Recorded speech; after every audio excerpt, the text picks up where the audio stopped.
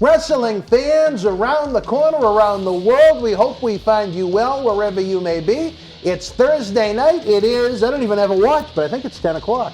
Something like that. I'm Dan Marty. MJ in the house. Get ready. A brand new Wrestling Insiders Party with Marty is next. Boston wrestling sports and the MWF explodes into a new year of unknown with professional wrestling content galore, and we need you to join our family. Every Tuesday night at 10 p.m. after we review the previous night's Monday Night Raw, it's Wrestling Insiders at your house with the unpredictable WWE Hall of Famer, Mr. USA, Tony Atlas. Wednesday nights after WWE, NXT, and AEW at 10 p.m., you never know who's going to show up on Wrestling Insiders Special Edition. Every Thursday night at 10 p.m. after our NXT and Dynamite review, it's Marty Jannetty's No Holds Barred Sex, Drugs, and Rock and Roll journey through the 80s and 90s on Wrestling Insiders Party with Marty. Friday nights after the lights go down at the Thunderdome on SmackDown, it's John Cena Sr.'s Wrestling Insiders Fabulous Fridays. Plus, look for classic clips, bonus live episodes, pay-per-view watch-alongs, and more. If you want early, ad-free access to all of our Wrestling Insider talk shows, our acclaimed studio shoot interview DVD library, and to help keep wrestling legends working during the worst of times, for less than a cup of coffee at Starbucks, join our growing family at patreon.com/Boston Wrestling. Expect the unexpected in 2021. This is Mick Foley. This is Harley Race. This is Shelton Benjamin. This is Mr. Wonderful Paul Orndorff. This is the Monster Abyss. And this is Daniel Bryan. This is JBL, and you're watching the MWF. Be there live.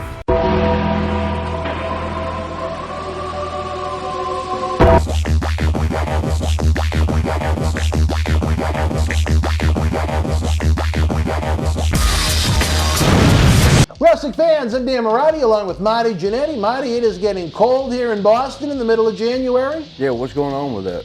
It's called winter. That's what it is. See, down south, we don't have to worry about that till almost February.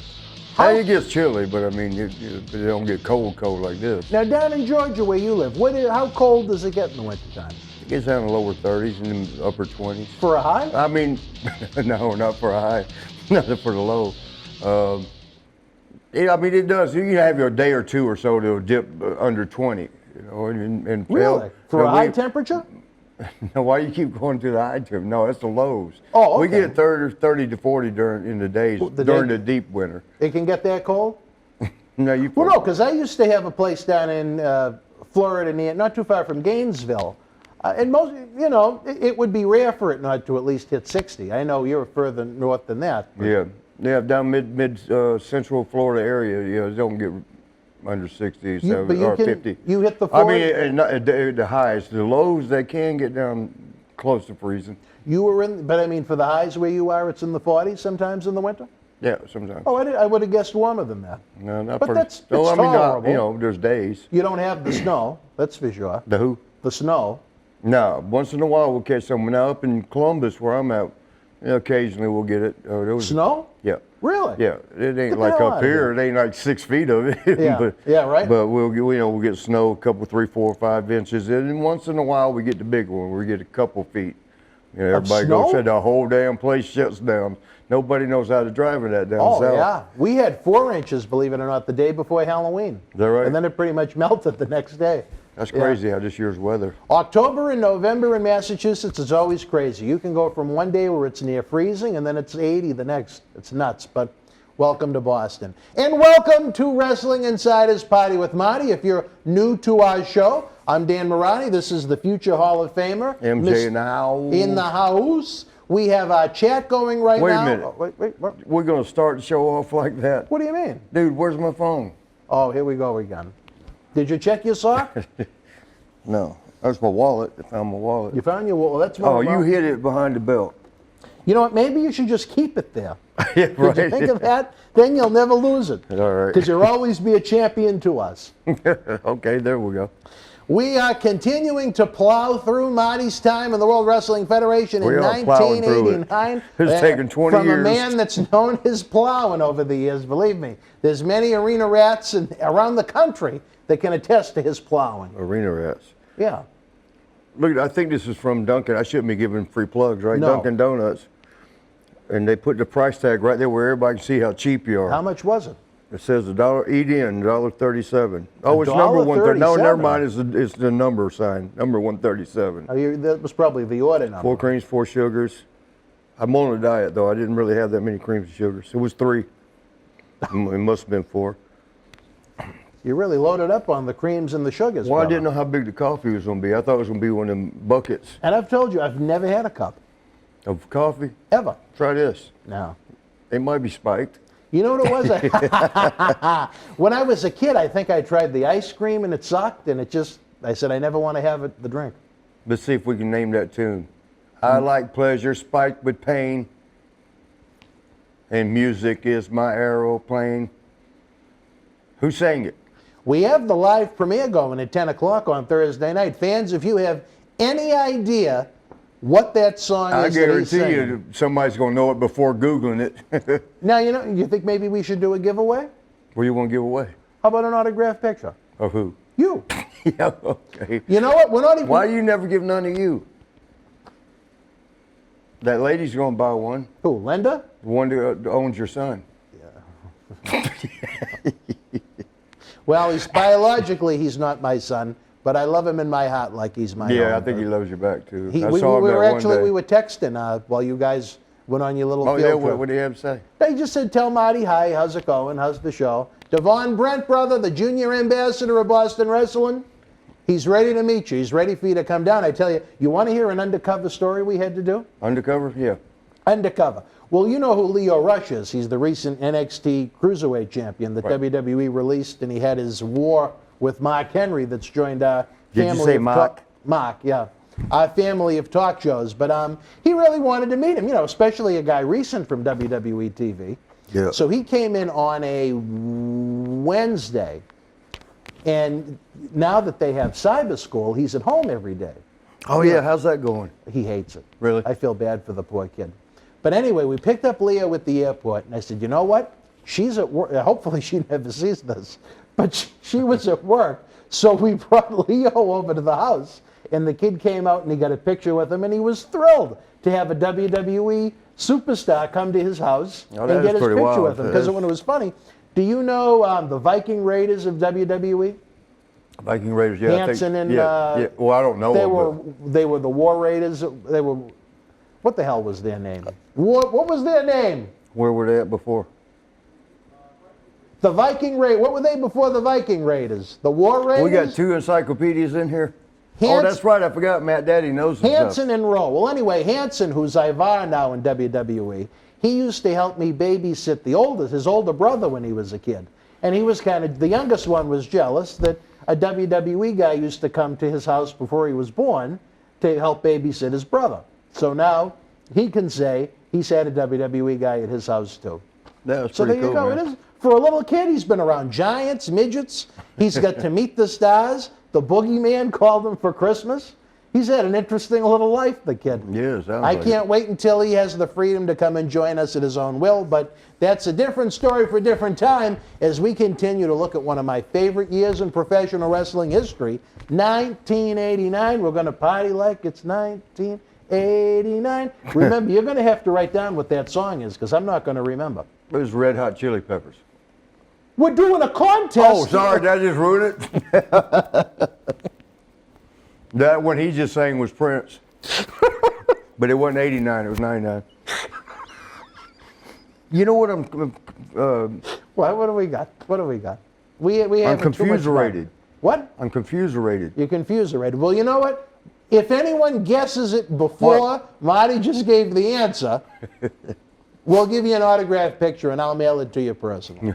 All right, now. But I need help right here. This is, as far What as do you I got? knew, was Alabama. Yeah. And their emblem in It's very close, Atlanta very Braves. similar. This is definitely the Braves because it's got the National Yeah. Baseball League, the Major League thing. And there was supposed to be a little swoosh of a difference. It's the only thing between Alabama's A and these. But do you see any difference? I don't have my glasses on, but Do y'all when see I looked any- at it earlier, there's not much of a difference. I don't think there is. So I'm wondering, is this an Does the Atlanta? A stand for Annie? Oh, that would be AEA. As Eat is anonymous. Yeah. All right. Well, Annie, we hope you're doing well wherever you may be. Wrestling fans, we ask you, where were you February the 3rd, 1989? I was somewhere turning, I don't know what. I'm going to tell you where you were. Where was I? Almost a year to Wait the a minute. day. What are we doing? What are we dedicating? Hawk and Animal, the Legion of Doom, Yep, the Zubaz, the baby. Zubaz. Joe Laurinaitis, rest in peace, our friend. And even Mike, even though it's been 18 years now. Has it been that long? 2003. Holy shit. You know what? I didn't know him as well as I did Joe, but I liked him an awful lot too. Oh, he was great. Stand-up guy. He helped. We did a fundraiser. I don't know if you were familiar with it, but Bushwhacker Butch got a bad staph infection and almost died. I heard about it. Luke went to his home. He didn't hear from him, so Luke went to his home, and he found him in bed covered in piss and shit. And we did a live event fundraiser for him to try and raise some money. And you know what he did with the money we raised? What he did? You talk about, you hear stories about guys throwing things and money going to waste. He bought a computer, and he was actually able to do But this was Bush or Luke? Luke. No, I'm sorry, Butch. But he actually bought a computer, and he got a job at home doing customer service work over the phone.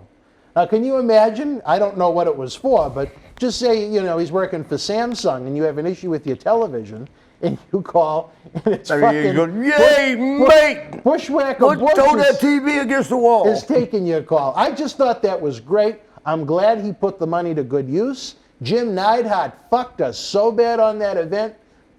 I hate to say it because he's dead. Yeah. But fuck Jim Neidhart. You want to know how pissed I got, Marty? I'm scared to now. Can I tell my story? Yeah, go ahead. I'm scared. It fits the time frame. This is December of 2001. It's only our second live event we ever ran because Ed Cohen stopped using me in July of 01 with the WWF stuff. So December of 01 now, we're doing this event for Butch. He's in bad shape. A lot of the boys, Hawk helped out big time with an Animal, donating pictures and stuff like that. Obviously, Luke sent Bushwhacker stuff along. WWE, we actually had to go to Titan Towers. They found these beautiful framed old school posters in some warehouse of the Bushwhackers. It was an interesting experience touring Titan Towers the morning of the event we had. But anyway, Neidhart contacted us, not vice versa. He contacted us about wanting to come to the event. But there was some... the flight was insane. It was like $1,500 to fly him in from Calgary, and he offered to come in for nothing. Sorry, I can imagine, yeah. So I said, you know what? I said, I appreciate it. I said, it's awfully nice of you, but I can't afford $1,500. He said, well, what if you do this? Did you try to get him down to 1,400? No, he was going to come in he just wanted the airfare. He just wanted to be flown in and put in a hotel. He was going to do it for nothing, for free. Yeah. Well, there's more to the story. So yeah, I said, I can already imagine. I said, we can't afford $1,500. It would take away from the fundraiser. You know what I mean? We were trying to help Butch live. And so he comes back with, well, you know what? If you send me $500, oh boy, I'll use my frequent flyer miles. I want to see a friend of mine for Christmas. No, don't do it. I think you know where You the made me story spit is my going. damn paper tooth out. Well, what happened was, I guess the friend, You say what happened? the was? quote-unquote friend in Annie in New Jersey, she Hey, decided to go to visit her family for Christmas. So all of a sudden, Jim Neidhart fell off the map after sending him the $500. Yeah, you ain't gonna find him unless you for the find out where he went to frequent party. flyer miles. So let me tell you how angry I was. I still held out hope that there was goodness in Jim Neidhart's heart. There is goodness in heart, but that other stuff speaks louder. It was December 28th. It was a couple of days after Christmas. Like I said, the morning of the event, we had to drive to Titan Towers in Stamford. They emailed me in the evening on the 27th. It was so late they couldn't even FedEx it overnight to get us these posters. We had to go and physically pick them up at Titan Towers. So imagine the day of this big event, we had to, 6 in the morning, drive to Stamford. We got there so early, Kevin Kelly wasn't even in the office yet. So we had to wait. The driver got pissed. You know how the entrance is at Titan Towers, right? Yes, so he I do. backed up. He waited for someone to drive in that had the security card, and he followed them into the Titan Tower parking lot as the gimmick was coming down. So we went and parked, and guess what we were greeted by at the door? You can't imagine how many security guards. After we explained why we were there, they finally let us in. Very nice to us. Yeah. Well, Kevin finally got to the office. We, hi, how you doing? Blah, blah, blah, blah, blah. I said, what would you do in a situation with Neidhart? He said, it ain't happening. It ain't happening. So I'm like, fuck. I still held out hope there was goodness in that man's heart, but... There is. I mean, you got to understand, unless you've ever been caught in what we call the grip, it's got you. In other words, it's got you. You're not you. You know what? To be fair, let me finish the story. Okay. And then Sorry. since you know Jim, Yep. to be fair, you tell us the Jim Neidhart you know, because I think two sides to every story, right? Yeah, you know him from meeting him once. I know him from knowing him for years. So the fucking guy, he no-shows the event. And this is our second live event. It's still kind of, for me to be responsible for everything and everyone, it's still a new thing to me, you know what I mean? Yeah. So it was actually Road Dogg, of all people, that was trying to calm me down about it. He said, brother, he said, Jim Neidhart's fucked. He said, you can't blame yourself. You know what? He said, the fans, they're either going to understand or they're not going to understand. Road Dogg went out there and I'll go with not understand. he tried to help the cause a great deal. But WWE, if you just saw the beautiful, in addition to those Bushwhacker framed 24 by 36 frame posters, they gave us this. It was a banner used at the No Mercy pay-per-view, and it was signed by like 50 stars. Whoever the hell won that's got to be worth thousands and thousands of dollars. We did it as a raffle that night at the event to help raise money for Butch. But anyway, so after the event, obviously, I emailed Jim to see what happened, and that's what he said. His friend decided to go away, and he couldn't make it. So I'm like, well, what difference did your friend make in you coming to the event or not? So he was an asshole about it. So you know what I did? How was the asshole? He raised up?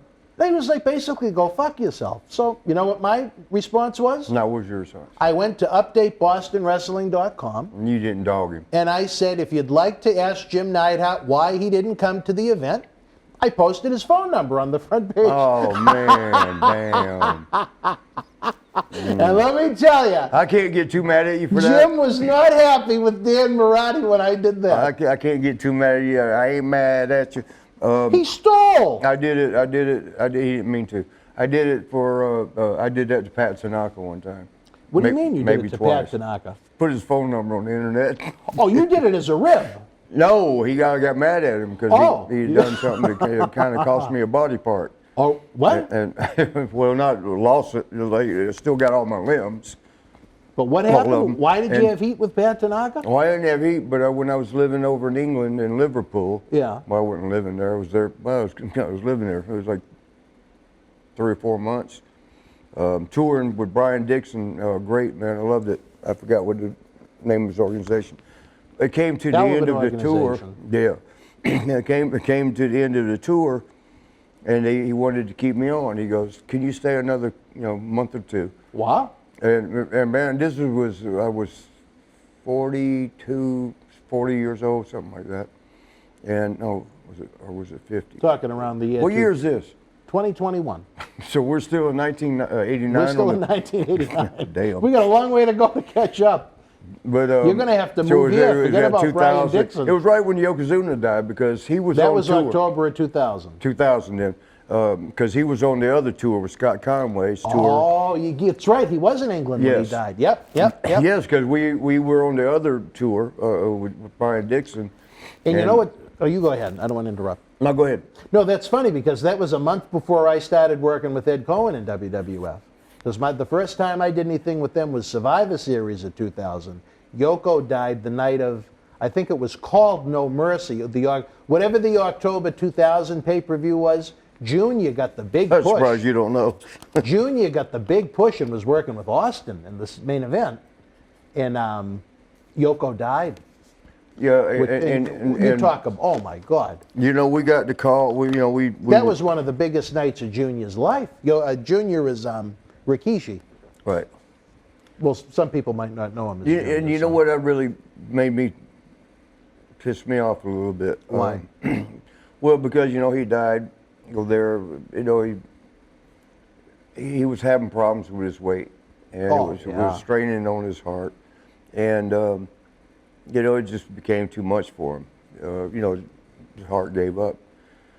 I guess that's the best way you would say that. I don't, know the proper way to say that, but the dirt sheets. When I say dirt sheets, I don't mean wrestling dirt sheets. There's damn sure a lot of those, but they're like the Inquirer and the bullshit sheets. The Observer, the Torch. Yeah, Alien got my damn dog pregnant type of places, shit sheets. It was like the next day we're over there, and they are big on their magazines over in England. There's racks of them. There's 30 or 40 of the National Enquirers and Globe and all the stupid shit. And there's pictures of Yoko sitting there, and big ass. Remember his outfit? He had the red bottoms and it's different titles for each one of them. One of them said, "Pro wrestler dies eating 600 boiled eggs." Oh, please. Yeah, another one was tarantula scares him. That was probably coming out of your nose. That's funny. I heard that story somewhere. Yeah, a tarantula he scared had a heart him to attack death. because he saw the spider. But how the hell would anyone know that unless they were in the room with him? Because I think he was in his hotel when he passed. Yeah, he was. He didn't come down. The way they found out was, come down for the vans to take you to the town, and he was usually one of the first ones down. Virgil was always, this is gonna be a shocker. Oh. Virgil was always late, and Virgil even was there, and they were like, "Will somebody go up and get him?" They went and knocked on his door. I shouldn't say that. Do what? I was going to say the wrong one passed. Oh damn! No, Virgil's all right. No, man. he's not. Pain in the ass. He's still all right though. Well, I'm glad you like him. Yeah, he's my bro. I remember Tony Atlas gave him my phone number, and I wanted to slit Tony's throat. Good job, Tony. That's a real You want to hear a fucking great story now? You know what? We're having fun. We're getting off script already. But Virgil kind of ties into 1989. He was around. We did, what WrestleCon is? WrestleMania weekend, the big fan fest? You're asking me that. Do you know? But I mean, are you familiar with it, that it exists? Been at it. We went down to the one in New York. The last one they had, the weekend of WrestleMania 35. We were with Tony, Dutch Mantell, and Jerry Briscoe. Jerry Briscoe was great because he was there on Vince's dime. You know what I mean? Yeah. But anyway, Tony said, Dan. Virgil looking to sign at the show. I figure maybe you can get him some room at your table. I'm like, I'm trying to sell my own shit. You think I want to put up with fucking him? Virgil called me, I don't know how many times, and I didn't answer. I didn't want to deal with him. Dan, I gotta make some money, man. I didn't want to make some money. So fuck it. I don't know if we went out to eat or if we went to get. I remember we had Dutch Mantell and we had the little Dutch boy Wes Simcoe, who you haven't met yet, but he's a little fella from Holland. He was there helping. A Dutch Harlem boy? No, Holland. Holland. Huh? Like Amsterdam. Oh, Holland. Holland. Man, you're going to have to work on that Boston accent. It's wicked. So we get back to the hotel, and guess who's in the lobby of the hotel waiting for us? No, he ain't. Fucking Virgil. I said, I am not dealing with this fucking guy. I'm in no mood. I told you, I was having a CRPS attack. I'll show you the pictures on my phone. This leg that was like They this. have an arthritis one now. Compared to this one. I was in so much pain, and I had an even bigger pain in the ass waiting for me in the hotel lobby. I said, because Virgil does have a big one. I said, there's got to be a side entrance to this place.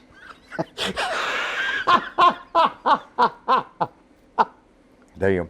So we circled the hotel, and we're at a Hilton Garden Inn, somewhere in Newark, New Jersey, with Dutch Mantell is in worse shape than me. I don't know if you've seen him. He broke his leg during his run with Swagger. Yeah. Shit. It's awful. That's why he disappeared, because he was there for a minute. Yeah, his leg is almost, I hate to say it almost looks like a candy cane.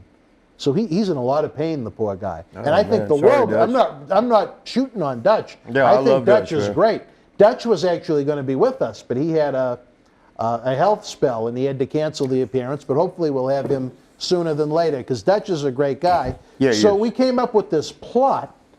The driver dropped us off at the side door, and me, the little Dutch boy from Holland, and Dutch Mantell, who's physically in worse shape than me, snuck in through the side door while Virgil was waiting at the front door to try and get booked at our table. Well, I thought we made it back to the room. You weren't going to get away from that, brother. All I can is tell well. you right now. Then we show up at the Hilton in Times Square Who was already for the there. event. He's already fucking there waiting for me.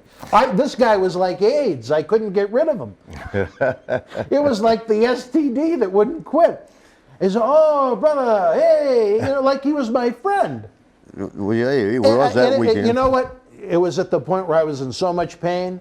I let me be cordial to people, especially people that have been in the business and done more than me. I have so much respect for them, but he was just such a pain in the ass. I said, I literally said, Jerry Briscoe's coming from WWE. I have no room for you. You're going to have to talk to the people that run the convention. And then he vanished. I will tell you a quick Virgil story that I probably told on here before. I don't remember Virgil stories. Virgil, and if you got the little kiddies right now, either cover their ears or tell them leave the room real quick. But Virgil was known to we wouldn't take a shower when he was taking a shower. So he turned around real quick to get water in the front. They'll sling around and hit you. You're like, man, hey man, them showers, the circular that go around. We had 20. Thanks, brother. If he turned around real fast. Now imagine what Lanny Poffo could do if he was as endowed as Virgil. Well, for white boy it was. But now you made me forget what I was going to say about Virgil. I mean, it wasn't a matter of having a filter. A filter means you know better, but hey, I'm going to say what I feel. Virgil's just different. Yeah. And I love Virgil. If you hear this, I love you to death, Virg. But we're on the airplane. And Virgil would, you know how he is. No matter what subject it is, hey, we got to get some money, buddy. We got to get some money. Or with you, like, I'm here. Get table, give me table, I'm here. He gets stuck on something, he's stuck on something. And on this particular, what I'm talking about, we was on a plane, flight going somewhere, and it was some pretty stewardess, and, this one was real sad. She was depressed and almost crying, but she was doing her job. The stewardess was almost crying? Yeah, there was something wrong with her. She was upset about something. Almost Nobody like the knew, John Candy at Fridays that waited on us last time. Kind of sad looking, yeah. She was a sweetheart, though. She was, I'm sure. Let's go see her tonight. It closes at 9. 10, you said. No, 9. Boston shuts down. They're so scared. It's awful. When it's is it? Awful. What's the date right now? The day we're taping this? Right now, yeah. November 21st. No, I mean, did it shows? This show is January 21st.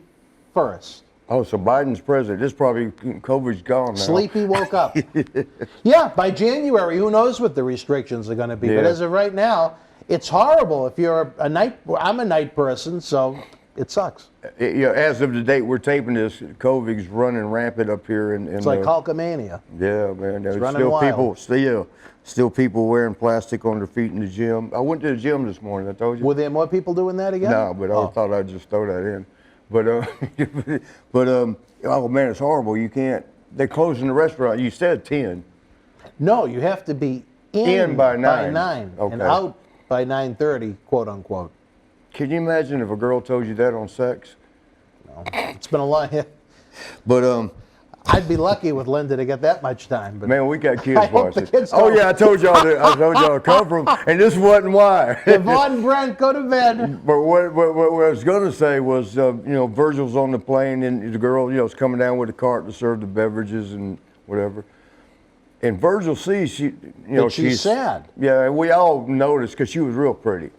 So everybody always feels sorry for the pretty girl. Nobody cares about the big... The unhappy, ugly one. Yeah. AEA. Yeah. The Keith Frank of the Hilton of Boston. Yeah. And so, Virgil, what's the matter? And she's like, oh, nothing. No, what's the matter? Something wrong? My boyfriend. And you go, and I mean, this is out loud. Everybody around within 4 rows of seats can hear, you know, because Virgil's loud. He don't talk quietly. He ain't got a big dick like me, does he? He got a little bit old dick. He can't please you. And we're all like, oh my God.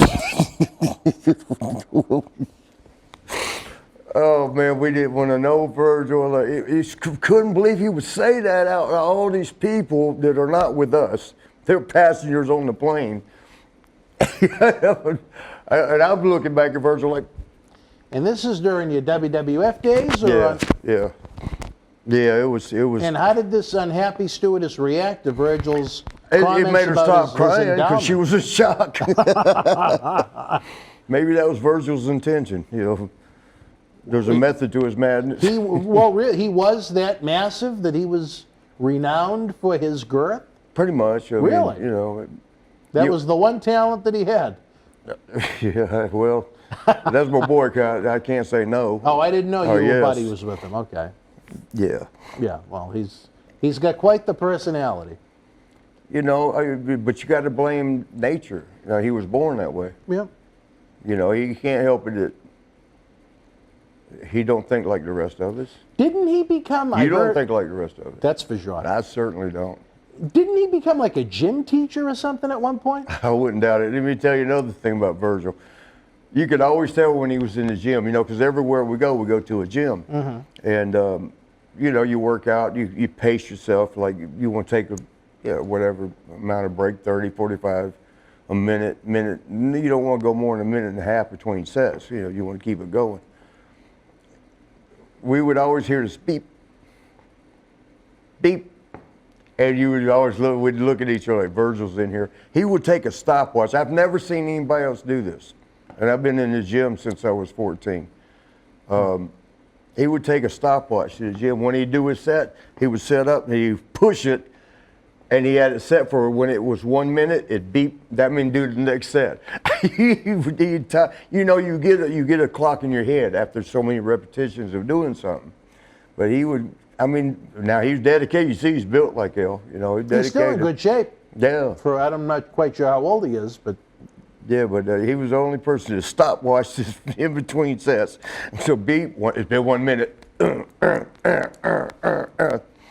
But, I feel for Ted DiBiase with that man chasing him around the country, trying to latch on to every personal appearance he gets. You know, there was a picture somewhere. I wish we had it.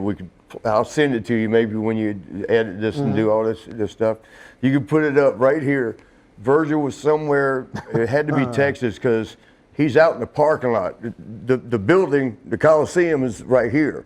He's out in the parking lot with a table and a little banner right in front, and it says, what did it say? Virgil, bodyguard for Ted DiBiase, and he's got the name DiBiase spelled wrong. So he's showing up at probably what, a WWE show to try I don't and know sell what the his show pictures? was, And but it was the spelled thing. wrong. People, you could see a couple people walking by. They were looking at him like, "What the fuck is this? What's this about?" And in the background, as if that wasn't bad, there's a tumbleweed. It's just like blowing by. And it was like, oh man. And for him, that wouldn't even embarrass him. He has no shame. You know, another thing he did at signings, I witnessed this, and I told him, "Now, Virgil, don't come over here, man. Don't come sit next to me after that." He'd be real friendly when you get bored at like the conventions and it's slowing down. He'd walk out there in the traffic, you know, where the people are walking by. And they would say, when they recognize him, "Virgil." He walked right up to him with his pictures. "What's your name?" "Oh, my name's Mark." And they're feeling like he's, to Mark and hand it to him. They're, "Oh, thank you." He goes, $20. They're like, oh, I thought, I thought you was giving it. "I can't resell it. You got your name on it. You see me put your name on it." So a lot of times they would pay the 20 or whatever it was he was charging. He reminds me of those people that you see in Times Square in New York City. They come up to you with like a CD. The Naked Cowboy and they're like, or whatever. No, they're like, "Oh, here, brother, check out my CD. You know, it's got some great tunes." "Oh, all right, thank you. $5. It's like, I don't want it. But no, $5. That's what Virgil's like with 8x10 stills. Yeah. No one wants them. But it's almost like being Me Too'd on Twitter. Hashtag Me Too with Virgil 8x10. You know, Everyone, Sheik was still the best at it, though. what do you mean? At hustling off his pictures. I told you. I have never known of him to do it quite like that. Who? She. What's that? What I told you before? Yeah, no, what you just said about Virgil. Oh, Virgil. Yeah, I was there. I'm watching him do that. No, but I've never known Man, some Sheik to people do almost. that. No. Sheik had a better one. Let's hear this one now. He didn't rip nobody off though. He just hustled. Yeah. Well, same. He would pull a picture of him and Stone Austin. Let's start calling him Stone Austin. Stone Cold Steve Austin. Right there, a picture of them together, 8x10. It's got the WWE logo on it, but it's a bootleg picture. Yeah, well, and it says the best two world champions. Both were, whatever it said there, world champions. And she goes, you cannot believe it. It's the last picture. Two greatest. Fuck the Hulk Hogan. These are the two best world champions ever. Last picture. Last picture. I let this one go. $25. Last picture of the two greatest. Fuck the Hulk Hogan. The best. People would come up there real quick to get the last one. As soon as they walk off, we reach under the table. And they had another one. Last picture. That I admire more than the Virgil style, because Virgil's just a pain in the ass. Yeah. I'm sure he has some great stories to tell. I would never want him in that seat. Am I wrong? Yeah, no, that would be entertainment for the people. But not for me. They would be going like, not for is me. this for real? Not for me. And I'm the one that would have to deal with them from beginning to end. You got to take the pain with the glory, bro. Do you think it would be worth it to have Virgil? I think the people would be entertained. Isn't that what we're here for? It'll be a different type of entertainment because y'all won't believe it. Y'all be like with this. all of his lies. It'll make everybody feel better about their own life. All right, wrestling fans, as usual, we go off topic. Why don't we? What was the topic? 1989. What But about Virgil was around in 1989, so not you totally. came in with DiBiase. But right now, for wrestling fans, we're going to take a brief timeout. When we come back, we'll get to the main point of contention as we roll into February 1989. One hell of a year in the World Wrestling Federation. Stand by.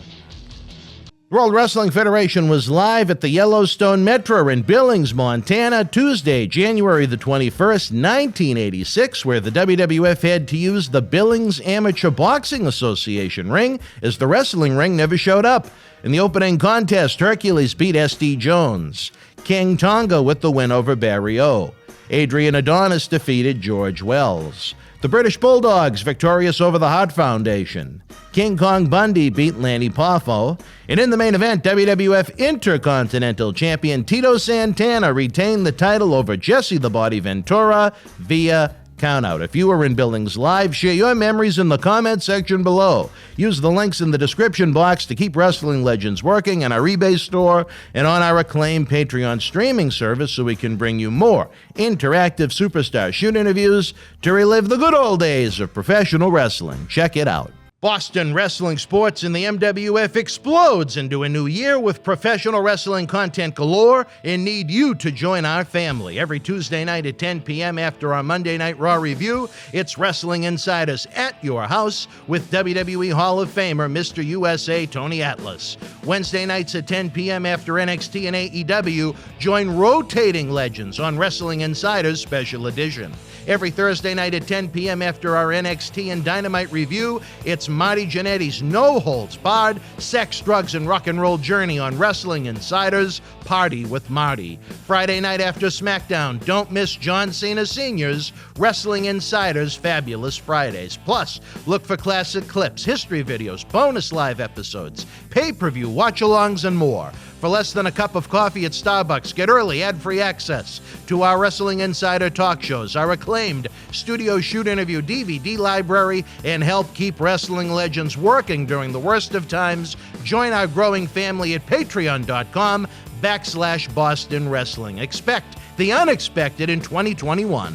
All right, wrestling fans, welcome back. I don't know who I'm with right now. Are you Wim? No, MJ up in the house. Who's Wim? Well, you know Wim. You know the one we've dined with before? W-I-M? W-I-M-B. Wim. Wim? No. No, he's still trying to find it. Drawing blanks. Maybe a glance. Shooting blanks. Glantz has probably been shooting blanks. Did y'all notice I had to change? It's not COVID. It's not COVID. Well, what is it then? You got moccasin breath. I got what? Moccasin breath. Moccasin breath. Yeah. How does one get moccasin breath? I don't know. Did you eat a moccasin?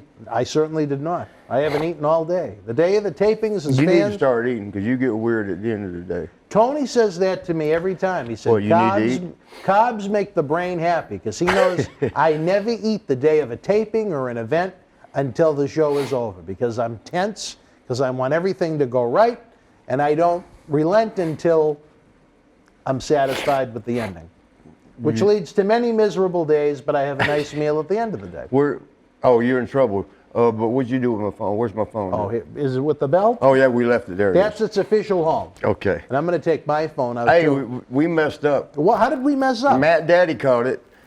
Look, earlier we were confused-rated by the fact that the emblems are the same, but this is Alabama and this You pointed that out already. Yeah, but we said they're the same. But look, if you look on this one, there's a swoosh on top of the A. See how that? It's a little different. Yeah.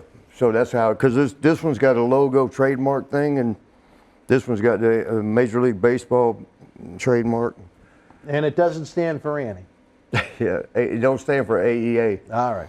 All right, wrestling fans, February the 3rd, 1989, almost 1 year from one of the biggest days in the history of professional wrestling. On February 5th, 1988, 33 million people tuned in to see Hulk Hogan and Andre the Giant on NBC. A year later, not quite the rating. It did a 15 share in 1989. It did almost in 1988, it did about a 15 rating-wise. In 1989, it fell to an 11. Damn. Still many. Did you put some shit over here? No. Everything smells. I don't know what you have there in your arm. No, it's a tangerine or something. Whatever it is. All right. But my hands. Oh, well, I can't explain. Oh, man, I forgot. Do I want to know? Probably not. They shouldn't know. All right. Well, But when I was wiping earlier, you got that cheap-ass toilet paper there. My fingers went through. well, that's good to know. That's good to know. Remember old Bushwhacker Luke? I told you. He would have been standing there keeping guard. He would be in the stall right before his match, and his opponent, if he went in to take a shit, he better wash his hands before he goes to the ring. I've never seen nobody else do that. That's an interesting one. Well, on February the 3rd, 1989, what do we got here in the notes here, fans? Just about an 11.5 rating, which was almost considered Who did? WWE. Okay. A decline on NBC, even though it was well over 10 million people that tuned in to watch Hulk Hogan and Randy Savage take on Hakeem and Big Boss Man, the Twin Towers, on NBC's Friday night, the main event. It set up the big Hulk Hogan and Randy Savage match for WrestleMania 5 when Macho Man accidentally took a spill on Miss Elizabeth. The Hulkster, the hero that he was, scooped up Elizabeth and took her to the locker room while the WWF World Champion Randy Savage went to war with Hakeem in The Boss Man. They had some bad days of our lives type skits in the background where Hulk Hogan started talking Connie to give him a countdown, even though they were already live on NBC at that point. You worked the Brain Busters in a dark match that night in Milwaukee. What kind of match? A dark match. Dark. A dark match. Any memories of the big night of the main event as Hogan and Savage was set up for WrestleMania 5? Is that the one where they almost got in a fight in the dressing room afterwards? For real? It looked pretty serious. Well, I'm talking, this is 1989 when they worked Boss Man and Hakeem. Hogan scooped up Elizabeth and took her to medical people in the back. Oh, okay. After the match, there was another time he scooped her, and Macho Man thought he scooped her too close, and I'd seen a feat of strength I'd never seen before. What was that? And so this might have been a little further down when Hulk, when I say further down the line and storylines, but it could originate. Well, this is February of '89, and it climaxed at WrestleMania 5 in April. When you party and do a whole lot of drugs. Well, tell us what happened then. No, but so Macho thought at one point Hogan scooped Elizabeth. This is when they were wrestling each other. And it was a pretty good storyline, pretty Great good angle storyline. because they were the two American heroes. They were the Mega whatever. Powers. That's it, Mega Powers, and then they turned or whatever caused Yep. the turn. Was that what? That was the night of the that turn was what in caused Milwaukee. it. Yep. Okay, well this was not even a TV show. What I mean is it wasn't TV taped. taping, It was yep. a TV taping, and TV show. But Randy come back to the Hulk come back to the dressing room first. After the match, I didn't even see it. They always have closed circuit, so the guys can watch the match. Not always, but a lot of times, you can watch the match without doing this through the curtains and the people are seeing you. Yep. You know, and I didn't get to see it, but I seen. Shit, I gotta remember who came in first in the dressing room, and I think Randy came in first. And he sat somewhere across from, me and him were buddies by then, kind of good friends. You guys were buddies. Yeah. And he sat across, well, I was buddies with Hulk too, but I'm close with Randy. I never got, Hulk is just sort of, you can't get next to him, and that's fine. I don't want to get next to him, but you just don't get the inner the Hulk. Except unless you're Knobs. I don't know how Knobs did it, but I got an idea though. But Randy sat over there and on the dressing room, and then Hulk comes in, and he comes through, and Hulk's a nice guy, no matter what you think of him, he's a nice guy, and you don't get mad unless he has to, which is Randy too. But I mean, he comes in the dressing room. The showers are right here, where Virgil would spin around and hit you with his, but the showers are right here.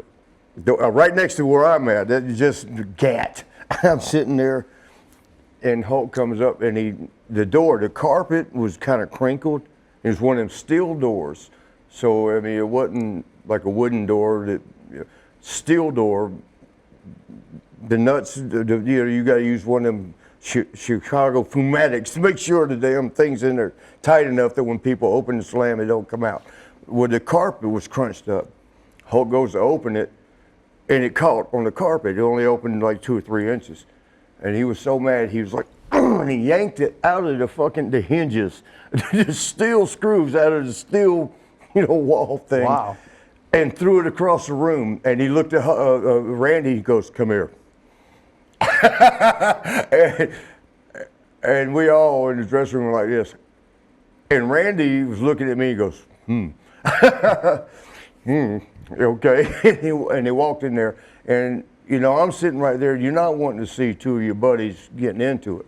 And they're screaming back and forth. But I would say this: even though Hulk pulled off that feat of strength, you yanked the fucking steel door off, or metal door, out of the fucking hinges, out of the railing, whatever that shit's called, and just tossed it. And and tossed it over and said, "Come here." that has got to be the most scariest thing to say. Okay, but Randy went there, and then screaming back and forth, and I had to peek, took a little peek, and Randy's up in his face with his finger, like brother, let me tell you what you did, kind of thing. And it got over without any fisticuffs. What was the issue? But it was all about. He felt he picked up Elizabeth and touched during the her, match when they did the spot on the outside. I guess Hulk either picked her up and set her behind him, which I would imagine that would make sense in the storyline because they're fussing. They're out there, going head, meaning Macho and Elizabeth. He's right in her face, yelling at her. He comes from behind and sets her behind him. Mm-hmm. Or, and this one wouldn't make sense as a big time baby face, he grabbed her and put her, but he picked her up. Basically, he picked her up and set her out of the way for whatever reason. But Randy felt he got too up in here, that he, copped the feel of all fucking things with 20,000 people watching. I don't remember if it was a TV taping, I don't think it was, but closed circuit, and so, Hulk's version, because he talked to me and he was saying that after that, he goes, Randy was laying them in, like the punches, he was laying them in, and Hulk stayed professional on it. didn't retaliate in the ring. That's why when he came out the ring, so, and that's one that you'd have to want to break up because it's two of your friends, but they might squash you. You get in the middle, pow, pow, pow, pow, pow, man, I'm dead. But yeah, man, that was, and it goes back to what we spoke on in a couple episodes ago. Randy, I think that was us. I've done so many interviews lately. I don't know who I told what at this point. Yeah, but they're almost pretty factual. I mean, look, man, if we're working the show together, and I love Randy now. I don't know the word, I'm not taking a side, but I don't think Hulk grabbed her to fill her titties during a match in front of 20,000 people. But did Randy have a great jealousy over Elizabeth? well, Jimmy Hart, who I love to death, he told in the interview once, and I hate the word shoot, you know that, at least for me. Yeah. And you know why. We Yep. talked. Can Yep. you still hear me? I patted my chest, and that means I patted the microphone. In a shoot interview, it's actually a WWE video, a thing that they put out on Macho Man. And that was a great one, man. I like that one. I like all of them that they put out. But, that one in particular, because that's a buddy, we got close. But Jimmy Hart, and I believe him, I don't know it to be true, but I don't think Jimmy would bullshit this. You know Jimmy Hart. Oh, yeah. Mouth of the South. Yeah. But he has said that, because Elizabeth was on the road all the time with him, you ain't got to worry about what's going on while you're on the road. She's right here with you. But he kept her away from the boys, and like Lex Luger said one time, I don't blame him. You gonna put a piece of meat in front of a piranha? And the boys, some of the boys are that way, But so some of us felt, because we know how the boys are.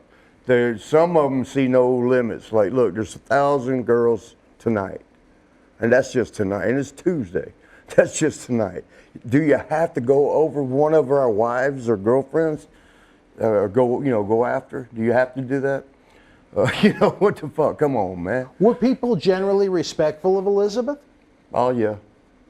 There's been some stories that have been spread over the years by different WWF peers of yours that Randy would go as far as to lock her in closets. Did you ever see anything I heard crazy that like last that? night in my interview that I told you I did. Yep. His name's Eric. He said that.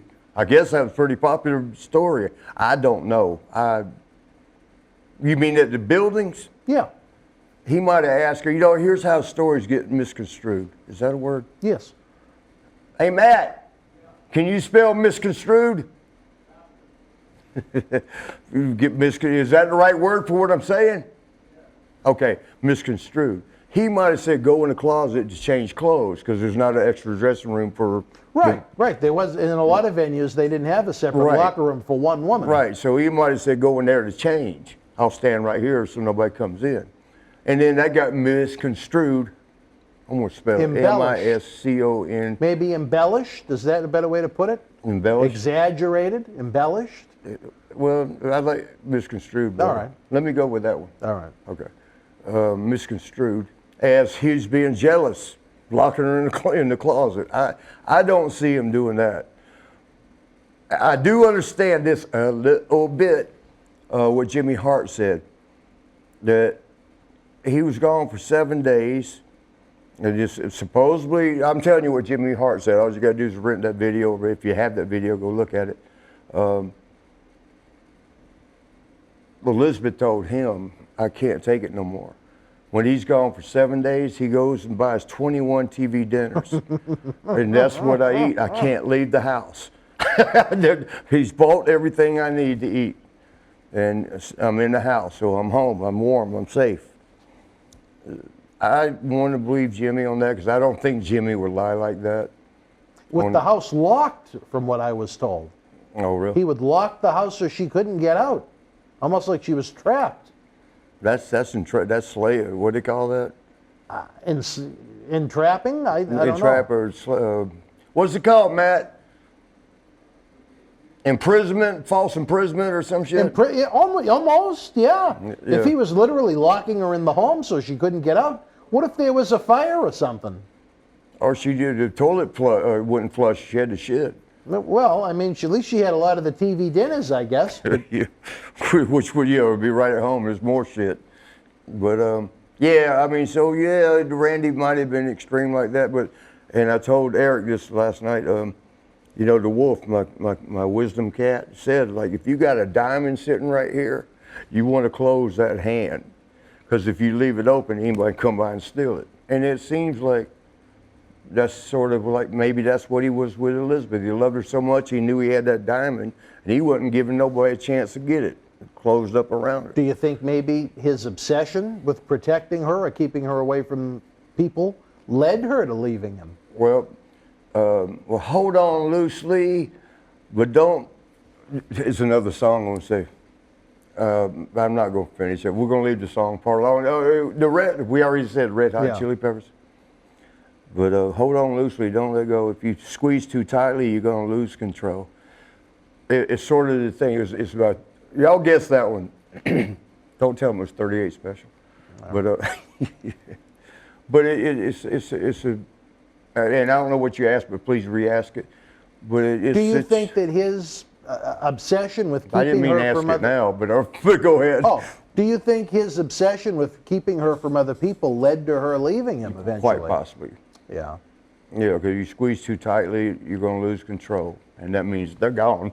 Do you think that ever happened with Lanny when he was servicing himself? You'd have to ask him.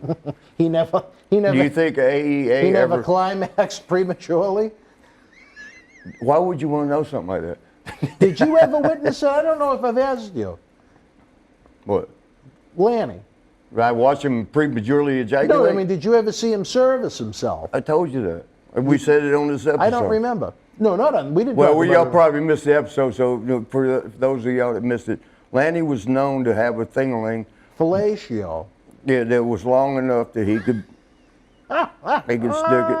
stick at least a tip in his mouth. That's what he did. It was just a tip.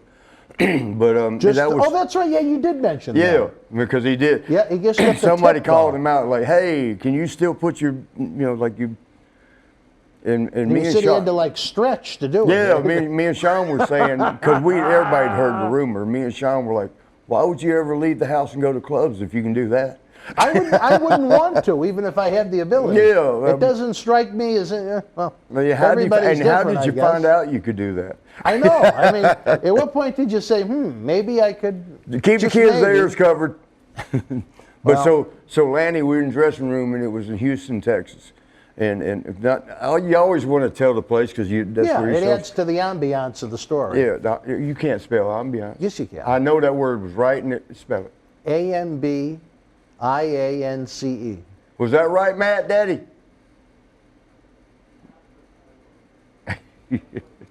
He'll spell check later. Matt Daddy's like... Instead of fact checkers at debates, we have spell checkers. Spell checker. So in Houston, tell us about Houston. Cracking his back. Somebody asked me, cracking his back. I don't know. It's been a while. Crack, stretch. And we're like, it's not a gymnastics meet. Crack. Kicks, high kick, what the fuck? And then he takes his thing-a-ling and he winds it and he stretches it out, and the more he keeps circling, it gets longer. And he goes, ready? And he did it real fast. It lasted like a third of a second, fraction of a second. And the tip probably went in. But we all went crazy, like, shit, we didn't, damn. And Hogan comes walking in, all the guys are on the floor, like ready to puke, or just, because we didn't think he would really do it. We thought it was just a show. And Hogan was, what's going on, brothers? And we're like, Lanny's put his dick in his mouth. He goes like this. And I'm trying to help him. Hogan put him over on Saturday night's main event on NBC. I guess that's what he meant by that. And I'm trying to help him. He was just threw his hands in the air. Himself. You think Randy might have been a little bit concerned about that? You know what Randy would do? They both knew how to squeeze a buffalo nickel to the Indian was riding that buffalo. Until the end of the war with the Yeah. Indians, yeah. They said the copper wire was invented by Randy and Lanny. Both had one end, and they stretched it, pulled it so far from each other. Copper wire was invented.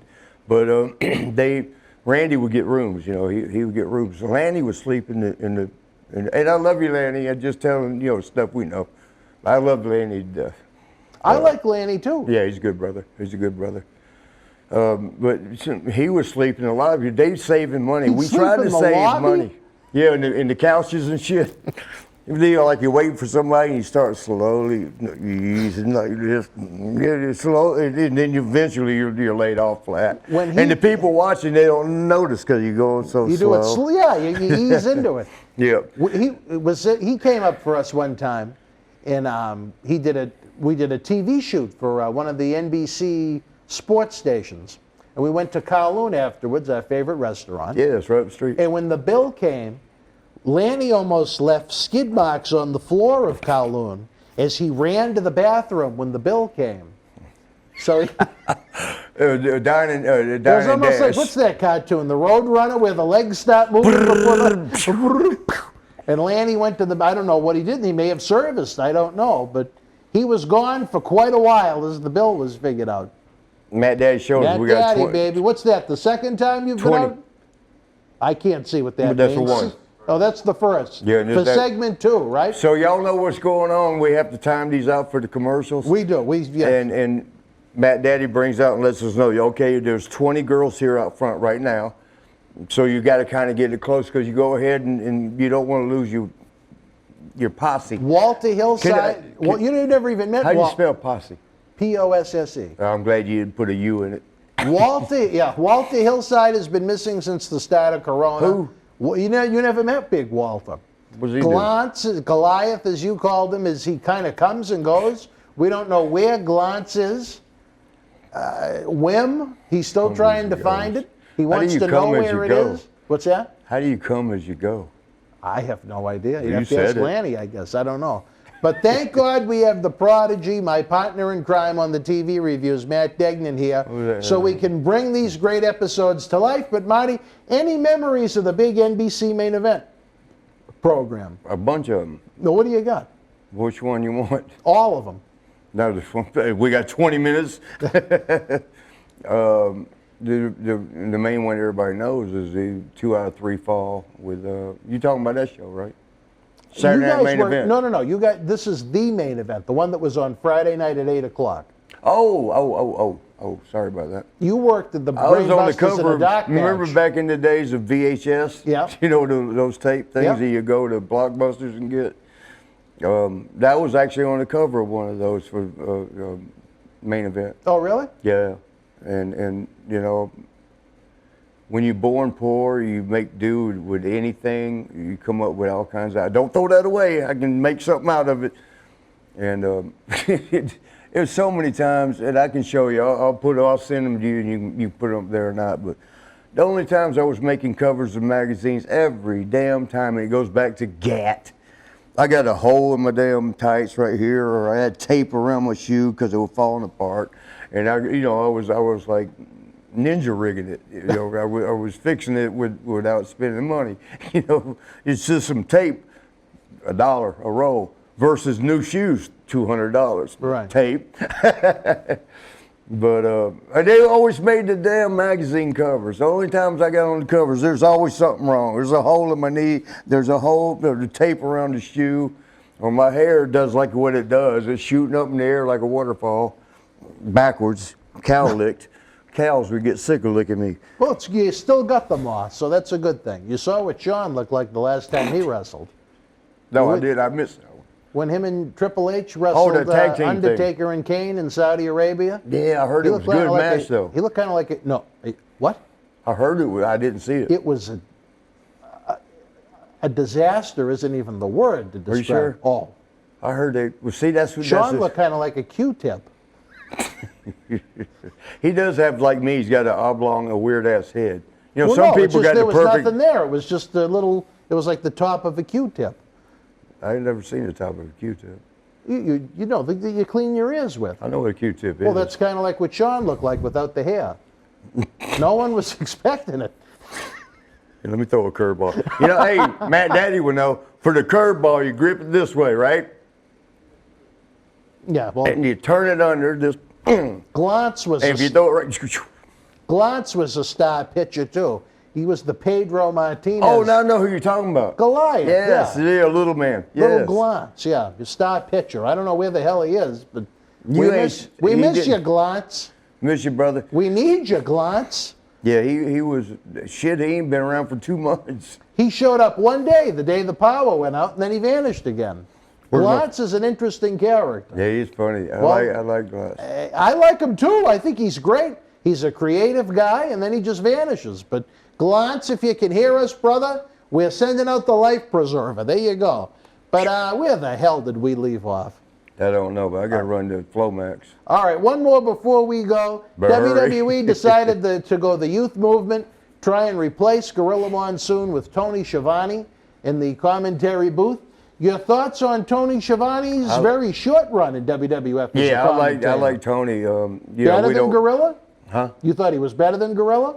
Oh, no, Gorilla fit for that time frame and that setting. You know, you couldn't have beat that. And Bobby Heenan and him, that's one of them chemistry things. You can't teach that. It's either there or it ain't. Now, those two, just like Jesse Ventura and Vince had great chemistry. Gate chemistry. Gate, that's my Great. cat. Yeah, but Gate is Gator Wolf. It's short for Gator Wolf. That's the wolf. That's Yeah. the wisdom king. All right, well, that's good. Well, for y'all don't know it, that's my cat. One of my cats is a wisdom king. Did you engage with Tony at all? Did you think he just Tony was? Atlas? No, it's Schiavone. Not you- much. No, we do, hey, how you doing? And, you know, respect Did you think for he each was a other. good fit coming from the NWA to WWF? Because I, as a fan at that point, as a kid, I didn't like him compared to Vince and Gorilla. Oh, I kind of missed out on that because I You used didn't to. hear him? Yeah, right. You I didn't- used to party a lot. We got a Yeah. break. I got to run. All right, wrestling fans. Wait, well, all right, damn, that was a abrupt cut. Oh, all right. Well, you said you got to go. You got to go. Yeah, there's 20 girls like an hour ago. Got to go. All right. Well, I'll wrap it up then, I guess. Marty has No, to- we're coming back. No, we're wrapping it up, baby. All right, cut real quick. I'll be right back. All right, wrestling fans. Well, you heard it from Marty himself. When you gotta go, you gotta go. Flomax. If you are watching live, hopefully you're commenting in the little chat. The super chat button is open for business. Send us a tip. Don't forget to tip the bartender for the great wrestling entertainment we're providing you. The Patreon is very important, fans. Patreon.com/Boston Wrestling. You get early ad-free access to all of our in-studio shoot interviews every week. You get access to the studio shoot interview DVD library that's been heard around the world, some even on the Howard Stern Show. Plus, hopefully this you're helping ain't keep recording over the show. wrestling legends working. In addition to that, almost all of the great merchandise we have here is available on eBay. You can click the link in the description box below or visit bostonwrestling.com and hit the store button. We also have that great T-shirt bundle going on where you get, for the price of a WWE shop T-shirt, you get a shirt, you get a free WWE cup, you get a mystery autograph photo, and you get an on-air shout-out thank you from the Hall of Famer, Mr. USA Tony Atlas. One hell of a deal for my partner in crime right now that hopefully shut off his microphone before we reached the men's room. I'm Dan Marotti. We'll see you next Thursday night for Wrestling Insider's Party with Marty. Don't forget, tomorrow night after SmackDown, it's a fabulous Friday with John Cena Sr., 10 o'clock Eastern Standard Time. Good night.